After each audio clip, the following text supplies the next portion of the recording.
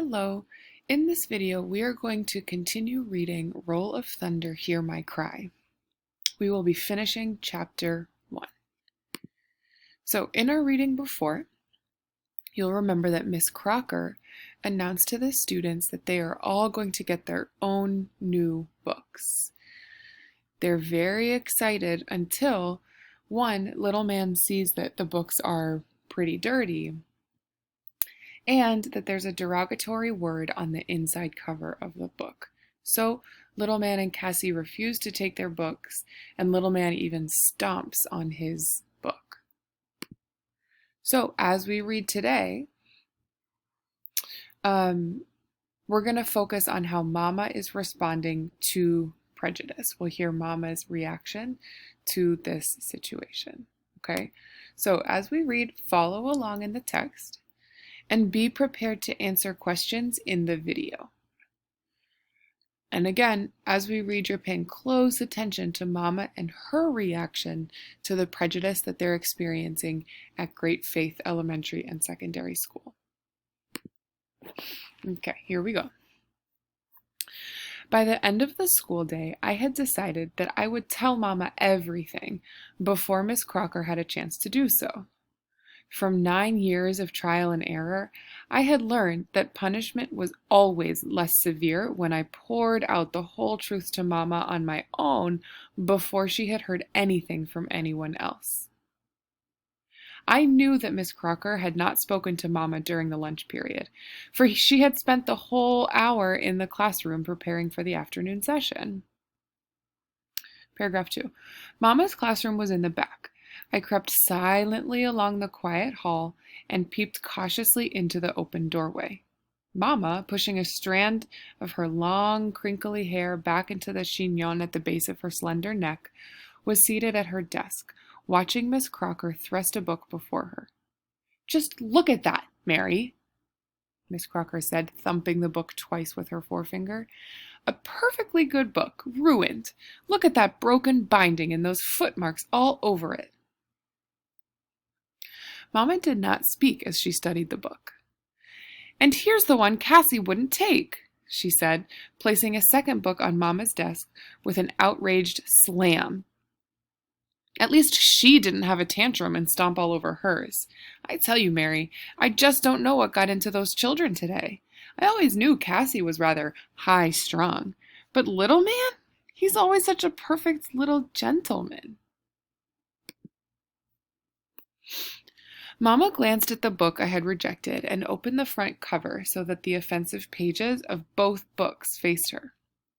"You say Cassie said it was because of this front page that she and Little Man didn't want the books?" Mama asked quietly.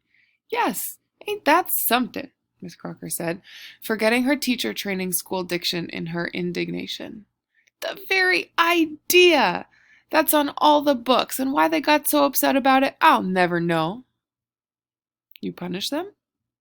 asked Mama, glancing up at Miss Crocker. "Well, I certainly did. Whipped both of them good with my hickory stick. Wouldn't you have?" When Mama did not reply, she added defensively, "I had a perfect right to." "Of course you did, Daisy," Mama said, turning back to the books again. "They disobeyed you." But her tone was so quiet and non-committal that I knew Miss Crocker was not satisfied with her reaction. "Well, I thought you would have wanted to know, Mary, in case you wanted to give them a piece of your mind also." Mama smiled up at Miss Crocker and said rather absently, "Yes, of course, Daisy. Thank you." Then she opened her desk drawer and pulled out some paper, a pair of scissors, and a small brown bottle. Miss Crocker, dismayed by Mama's seeming unconcern for the seriousness of the matter, thrust her shoulders back and began moving away from the desk. "You understand that if they don't have those books to study from, I'll have to fail them in both reading and composition, since I plan to base all my lessons around—" She stopped abruptly and stared in amazement at Mama. "Mary, what in the world are you doing?" Mama did not answer. She had trimmed the paper to the size of the books and was now dipping a gray-looking glue from the brown bottle onto the inside cover of one of those books. Then she took the paper and placed it over the glue. "Mary Logan, do you know what you're doing? That book belongs to the county. If somebody from the superintendent's office ever comes down here and sees that book, you'll be in real trouble." Mama laughed and picked up the other book. "In the first place, no one cares enough to come down here. And in the second place, if anyone should come, maybe he could see all the things we need. Current books for all of our subjects, not just somebody's old throwaways, desks, paper, blackboards, erasers, maps, chalk." Her voice trailed off as she glued the second book.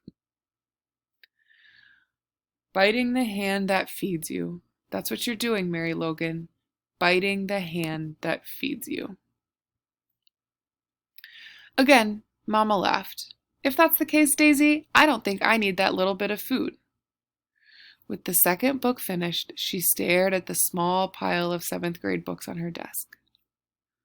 "Well, I just think you're spoiling those children, Mary. They've got to learn how things are sometimes." "Maybe so," said Mama, "but that doesn't mean they have to accept them. And maybe we don't either."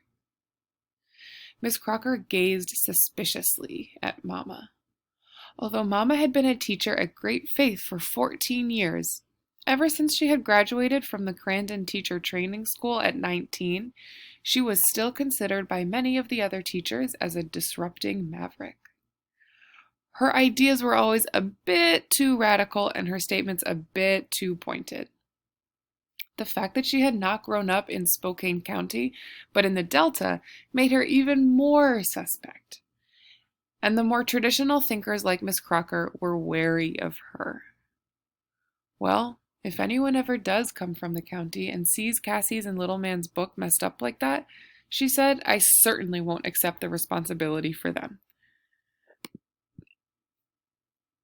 It will be easy enough for anyone to see whose responsibility it is, Daisy, by opening any 7th grade book, because tomorrow I'm going to mess them up, too."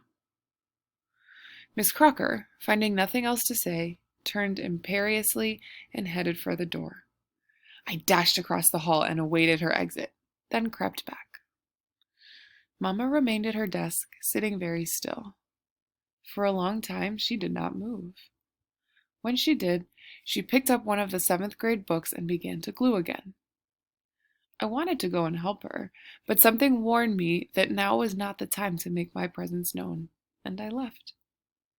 I would wait until the evening to talk to her. There was no rush now. She understood.